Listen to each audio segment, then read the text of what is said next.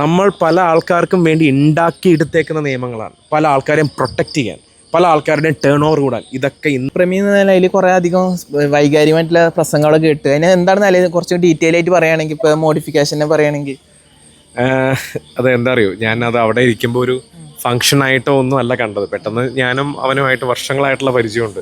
അപ്പം ഞങ്ങൾ കുറച്ച് അറിയാവുന്ന ആൾക്കാർ ഇടയിൽ സംസാരിച്ച പോലെ അങ്ങനെ ഒരു ഇമോഷണലായിട്ട് സംസാരിച്ചു പോയതാണ്. ഈ വാഹന മോഡിഫിക്കേഷനെ കുറിച്ച് പറയുമ്പോൾ പല ആൾക്കാരും എടുത്ത് കോട്ട് ചെയ്യുന്ന ഒരു കാര്യമാണ്. 2018 ഡിസംബർ മാസത്തിന് മുമ്പായിട്ട് സുപ്രീം കോടതി ഒരു ഓർഡർ ഇറക്കി, വിധി വന്നു. എക്സിസ്റ്റിംഗ് വാഹനങ്ങളിൽ ഒരു കാരണവശാലും മാറ്റങ്ങളോ ഒന്നും പാടില്ല എന്നുള്ളത്.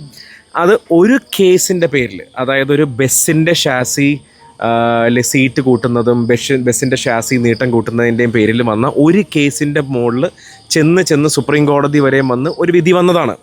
അത് ശരിവെക്കുന്നു.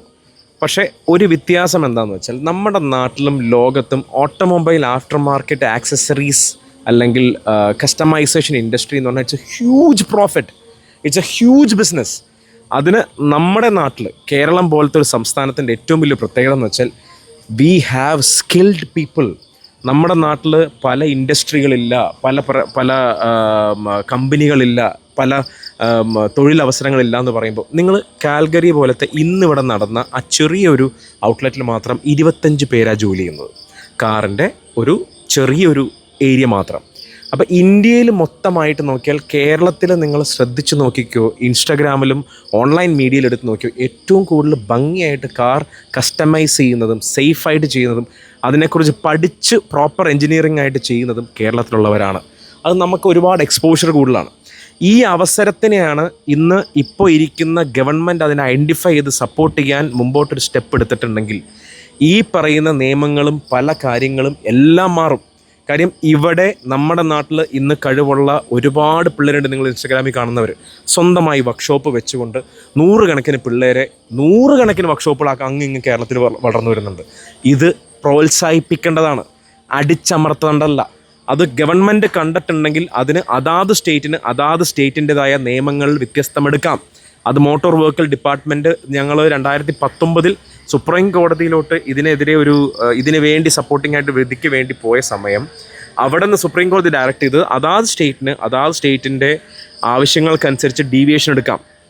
കേരളത്തിൽ തന്നെ നമ്മൾ ഇന്ന് ചെയ്യുന്ന മോഡിഫിക്കേഷൻസിനെല്ലാം government governing decision making body ഉണ്ടെങ്കിൽ ചെയ്യുന്ന കാര്യങ്ങൾ സേഫ് ആണെന്ന് മനസ്സിലാക്കിയാൽ, അതിന് ടാക്സ് വെച്ച് കേരളത്തിന് ഒരു 100 രൂപ മുടക്കുന്ന ഒരു മോഡിഫിക്കേഷൻ ടാക്സ് അടച്ച് സാധനം വാങ്ങിക്കുമ്പോൾ ഇത്ര രൂപ ഗവൺമെൻറ്റിൻ്റെ ടാക്സ് എന്ന് പറഞ്ഞാലും കൊടുക്കാൻ തയ്യാറല്ലേ ആൾക്കാർ?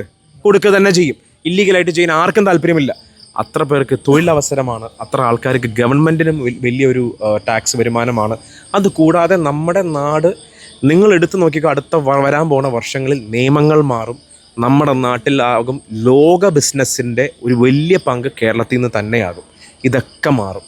ഇതെല്ലാം ചുരുങ്ങിയ കാഴ്ചപ്പാട് കൊണ്ട് മാത്രം ഈ ആൾക്കാർ പറയുന്ന. പിന്നെ നമ്മുടെ നാട്ടിലെ നിയമങ്ങൾ, ഇന്ന് പഴയ വാഹനങ്ങളിൽ നമ്മൾ രൂപമാറ്റം എന്ന് പറയുന്ന ഇന്ന് ഇല്ലീഗലാക്കി ഇട്ടേക്കുന്ന പലതും, നിങ്ങളും ഞാനും ഇന്ന് 10 വർഷമായിട്ട് യൂസ് ചെയ്യുന്ന വാഹനങ്ങളിൽ പുതിയ മാറ്റങ്ങൾ വരുത്തി അടുത്ത 5 വർഷം നമുക്ക് ഉപയോഗിക്കാൻ പറ്റുമെങ്കിൽ നമ്മൾ പുതിയ വാഹനം വാങ്ങും? ഇല്ല.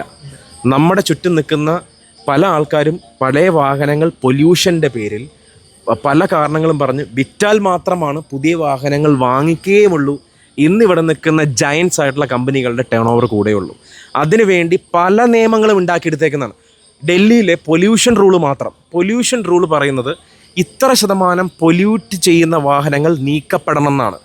അതിൽ 10-15 വർഷം പഴക്കത്തിൽ മുകളിലുള്ള വാഹനം ഇന്ന് പറയുന്ന സ്റ്റാൻഡേർഡിനേക്കാളും താഴെ പൊല്യൂട്ട് ചെയ്യുന്ന വാഹനങ്ങളുണ്ട്, താഴെ പൊല്യൂഷൻ ഇല്ലാത്ത. അതെന്തിനു മാറ്റണം?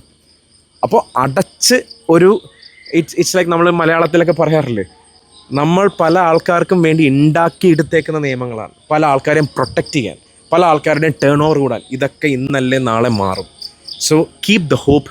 Government is doing a very good job. അതിനെക്കുറിച്ച് പഠിക്കാൻ കാണിച്ചൊരു മനസ്സ്, അതിന് വ്യത്യാസം വരുത്താൻ കാണിച്ച മനസ്സ്. നിങ്ങൾ അത് അപ്പുറം ഇപ്പുറം നിൽക്കുന്ന പാർട്ടികൾ റീലുകളും അതും ഇതും ചെയ്യുമ്പോൾ ഒന്ന് ആലോചിക്കണം.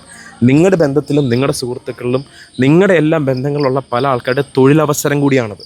അവരുടെയൊക്കെ ക്രിയേറ്റിവിറ്റി കൂടിയാണ് നിങ്ങൾ ഇല്ലാതാക്കുന്നത്. Please support. ഇതൊക്കെ നാളത്തെ ജനറേഷനും നാളെ വളർന്നു വരുന്ന പല ആൾക്കാർക്കും ഒരു വലിയ കാര്യങ്ങളോട് അച്ചീവ് ചെയ്യാനുള്ള ഒരു മുതൽക്കൂട്ടാണത്. All the best thank you so much. ഒരു നടൻ എന്ന രീതിയിൽ വരാനുള്ള പ്രൊജക്ട് ഏതെങ്കിലും? ഇപ്പോൾ Z5 വേണ്ടി ചെയ്ത ഒരു വെബ് സീരീസ്, അവരുടെ ഒറിജിനൽ വെബ് സീരീസ് ഇപ്പോൾ മുത്തശ്ശി എന്ന് പറഞ്ഞ പ്രൊജക്ട് ഷൂട്ട് കഴിഞ്ഞു. ഇനി അടുത്ത ചെയ്യാൻ പോകുന്ന വാരിക്കുള്ളിലെ കൊലപാതകം ചെയ്ത രജീഷ് മിഥിലയുടെ അടുത്ത പടം ഈ മാസം അവസാനം സ്റ്റാർട്ട് ചെയ്യും. അത് ജയ്സാൽമീർ, മനാലി അങ്ങനെയൊക്കെയുള്ള സ്ഥലങ്ങളിലാണ്. അപ്പോൾ അതിനുവേണ്ടിയുള്ള പ്രിപ്പറേഷനിലാണ്. ത്രില്ലർ തന്നെയാണോ? It's an action thriller movie. Okay, അപ്പോൾ all the best. Thank you. Thank U.